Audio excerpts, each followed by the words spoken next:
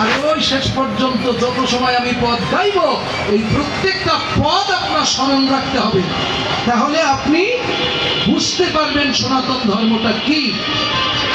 যেখান থেকে একটু শুনলাম, ওখান থেকে একটু শুনলাম, ওর আগা মাথা, এগুলো মাথা ঠিক রাখতে গেলে আপনার 3 লক্ষ 1 লক্ষে রাখতে হবে।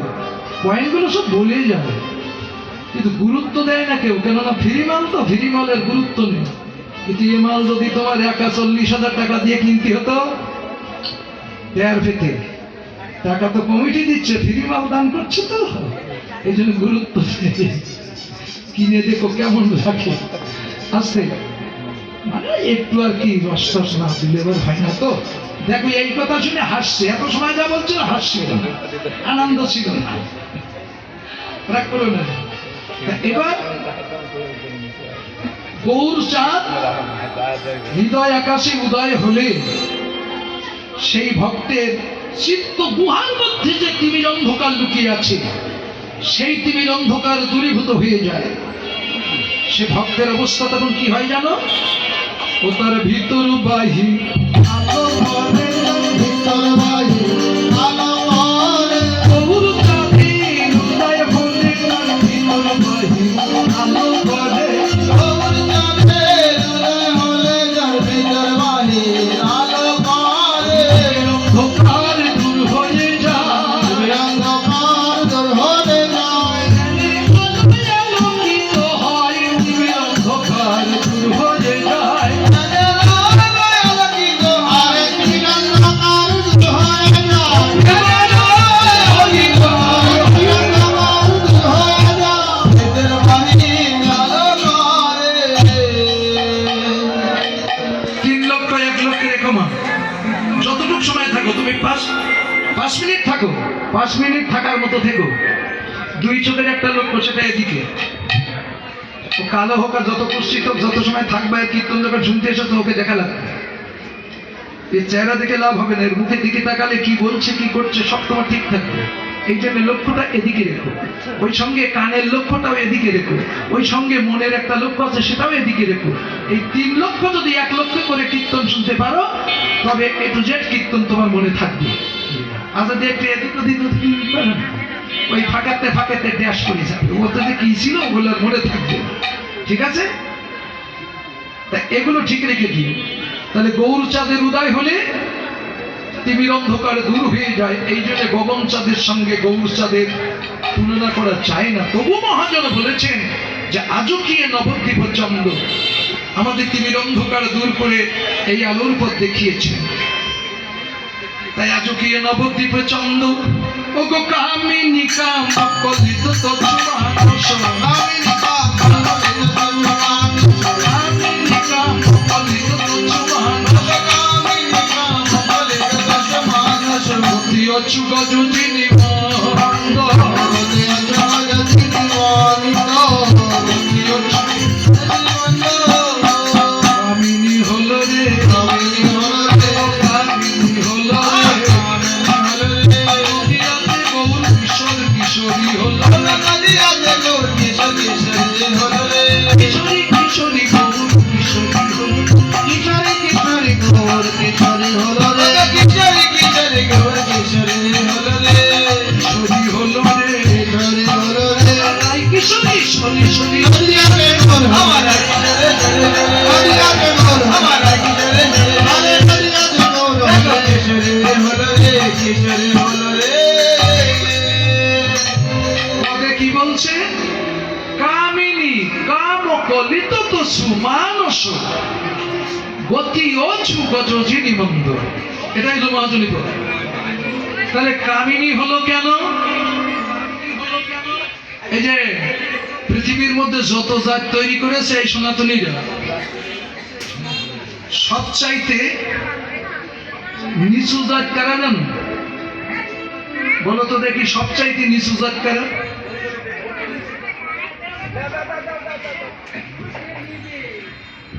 মাথায় আর ঢুকবে না, নিচু জাতে খুঁজে পাচ্ছ? আমি বললে আবার রাগ করো না যেন। সবচাইতে নিচু জাত বানিয়ে রেখেছে নারী।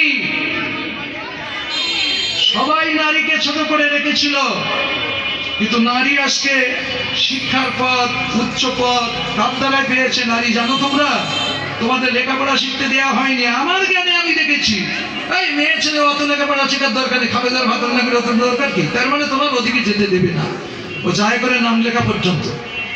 তোমার প্রতি গুরুত্ব নেই, ছিল না। আর এখন বাবা মা ছেলের প্রতি যেমন গুরুত্ব, মেয়ের প্রতি তার বেশি গুরুত্ব। আমার মেয়েটা শিক্ষিত হোক, লেখাপড়া জানো, অনেক কিছু জানবে, অনেক কিছু বুঝবে, উচ্চ পদে চাকরি করতে পারবে, সব অধিকারগুলো পেয়েছো নাকি? তাহলে ছোট জাতি করে রেখেছিল, এই পদ তো আর আজকের জিনিস না। আজকে আমি যাচ্ছি তাই কি আমাকে তো তোমরা ভগবান বলে ভক্তি করো, সেবা করো নাকি? ওদেরও করো। কেন? ওই রূপ ধরার কারণ কি? এই পৃথিবীর মাঝে এসে আমরা যে মাতব্বরি করছি, আমরা কোথা থেকে এসেছিলাম? ও মানুষ, আমাদের জন্মস্থান কোথায়?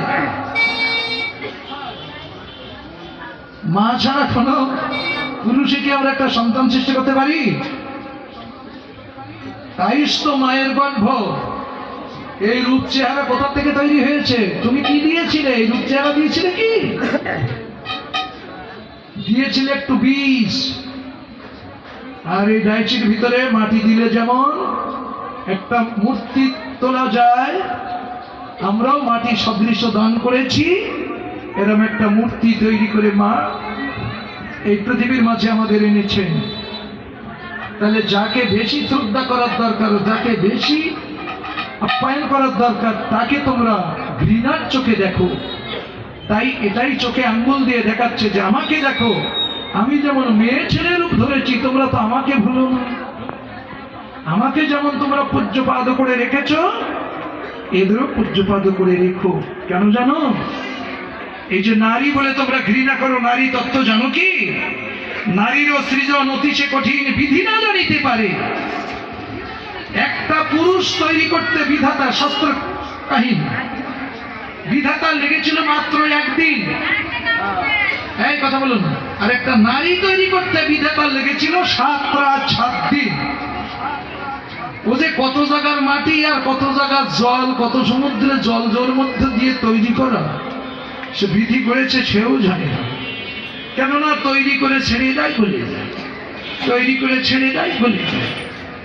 তাহলে একবার পাবনার মাটি, একবার ঢাকরের মাটি, একবার ওই ভারতের মাটি, তারপর ইসামতির জল, পদ্মার জল, যমুনার জল, বঙ্গোপসাগরের জল, আটলান্টিক মহাসাগরের জল, হ্যাঁ প্রশান্ত মহাসাগরের জল, ওদের কত সমুদ্রের জল আর কত জায়গার মাটি দিয়ে ওর মধ্যে আছে। ও শুধু এনে দিয়েছে, কিসে কি হয়ে গেছে ও নিজে বিধাতাও জানে না। তাই চণ্ডীদাস লিখছেন, নারীরও সৃজন অতিশয় কঠিন, বিধি না জানিতে পারি। বিধাতা তো আমরাও সেজেছি, দায়িত্ব আমাদের দিয়েছে, আমরা সেজেছি না? ও মানুষ, তুমি আমি যখন তৈরি করেছিলাম, জানো কি ওর ভিতরে কি দিয়ে তৈরি করা? ব্যাস, জানি না। এ কথার উত্তর এখানে নগদ, বাকি নেই। তাই বিধি না জানিতে পারে, ওর ভিতরে কি আছে শুনে নেবা। চণ্ডীদাস বলছে, বিষ আর অমৃত একত্রে মিশ্রিত, ওর ভিতরে অনল শিখা, ওর ভিতরে আগুন আছে, আগুনে পড়লে পুড়ে ছাই হয়ে যাবে। আর যাচ্ছিও তাই। ওর ভিতরে বিষ আছে, বিষ খেলে মরবা। ওর ভিতরে অমৃত সুধা আছে, যে অমৃত পান করলে তুমি আমি অমরত্ব লাভ করব। তাহলে আমরা চিনি বিষ কোনটা আর অমৃত কোনটা? নারী তো শুধু ব্যবহার করি।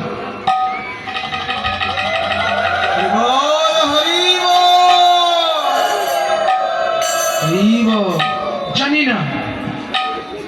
তাহলে আমাকে মন্থন ক্রিয়া শিখতে হবে বাবা।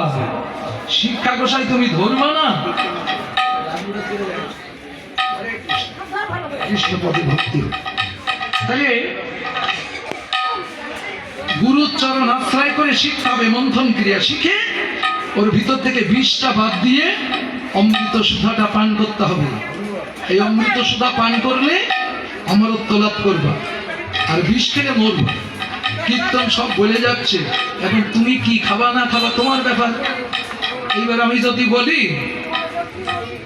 তাহলে তার আমার আনবেনও না আর মুখ দেখবেন না। এই জন্য ওই পর্যন্ত যথা হইতে উৎপত্তি জীব তাহাতেই ক্ষয়, তাহাই ভজিলে জীবে মোক্ষ পদ পায়। ওখান থেকে উৎপত্তি আমরা, আবার ওইখানে দেখেন ধ্বংস হচ্ছে।